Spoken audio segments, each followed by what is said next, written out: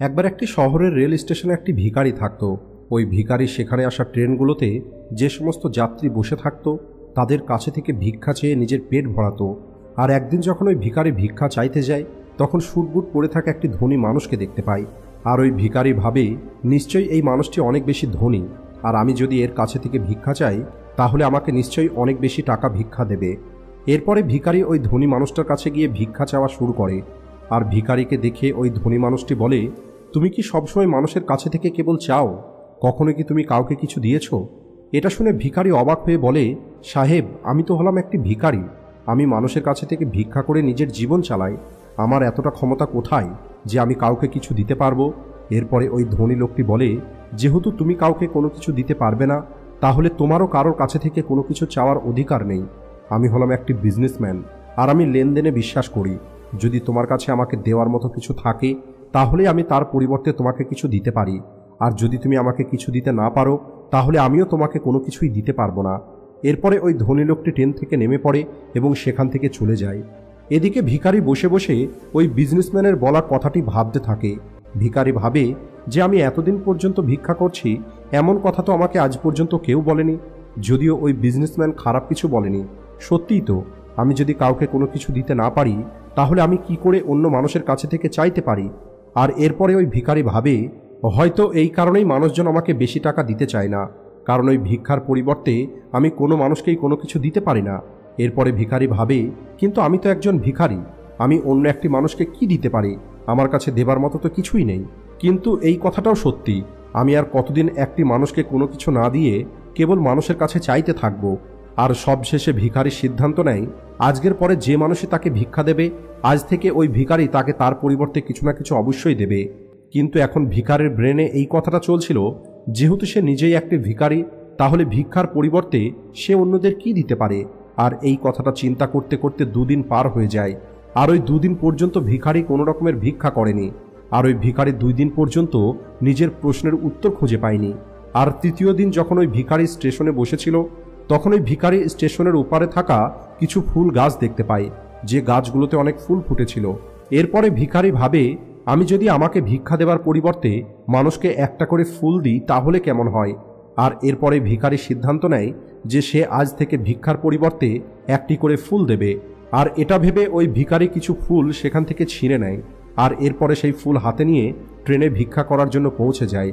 আর যখনই ওই ভিখারিকে কেউ ভিক্ষা দিত ওই ভিখারি সামনের মানুষটিকে একটি ফুল দিত, আর ওই ফুলটা মানুষ খুশি হয়ে নিজের কাছে রেখে দিত।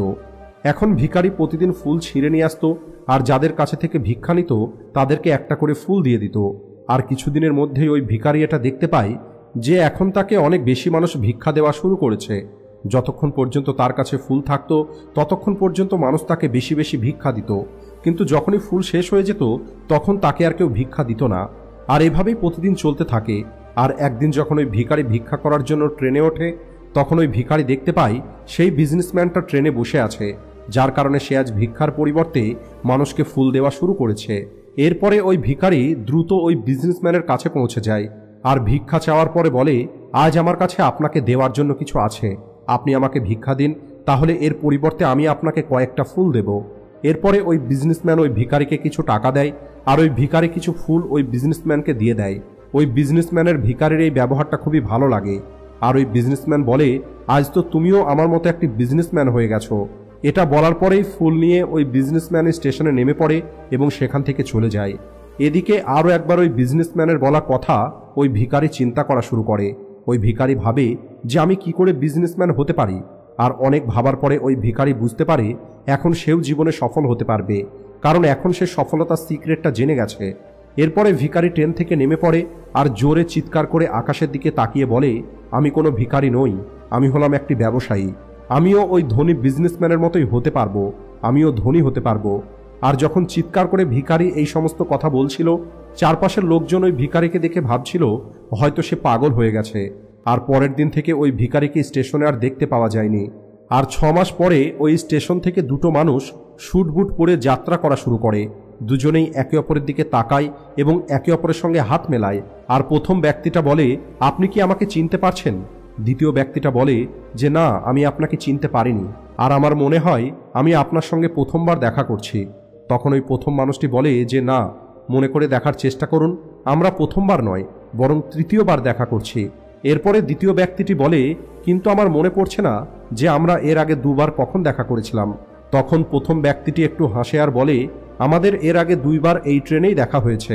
আমি হলাম সেই ভিখারি যাকে আপনি প্রথম সাক্ষাতে বলেছিলেন যে আমাকে জীবনে কি করতে হবে, আর দ্বিতীয়বার যখন দেখা হয়েছিল তখন আপনি আমাকে বলেছিলেন যে আমি আসলে কে। এরপরে দ্বিতীয় ব্যক্তিটি হাসে আর অবাক হয়ে বলে, আমার মনে পড়েছে, তুমি কি সেই ভিখারি যাকে আমি একবার ভিক্ষা দিতে মানা করে দিয়েছিলাম, আর দ্বিতীয়বার আমি তোমার কাছে থেকে কিছু ফুল কিনেছিলাম, কিন্তু আজ তুমি এই স্যুট বুট পরে কোথায় যাচ্ছ, আর আজকাল তুমি কি করছো? তখন ওই প্রথম ব্যক্তিটি বলে, হ্যাঁ আমি হলাম সেই ভিখারি, কিন্তু আজ আমি ফুলের অনেক বড় একটি ব্যবসায়ী, আর ব্যবসার কারণেই আমি অন্য শহরে যাচ্ছি। এরপরে প্রথম ব্যক্তিটি কিছুক্ষণ চুপ থাকার পরে বলে, আপনি আমাকে প্রথম সাক্ষাতে সেই কথাটা বলেছিলেন যেটা এই প্রকৃতির নিয়ম, আর এই প্রকৃতির নিয়ম অনুযায়ী আমরা তখনই কোনো কিছু পাবো যখন আমরা কোনো কিছু দেব, আর এই নিয়মটা বাস্তবে কাজ করে, আর আমি এটা খুব ভালোভাবে অনুভব করি।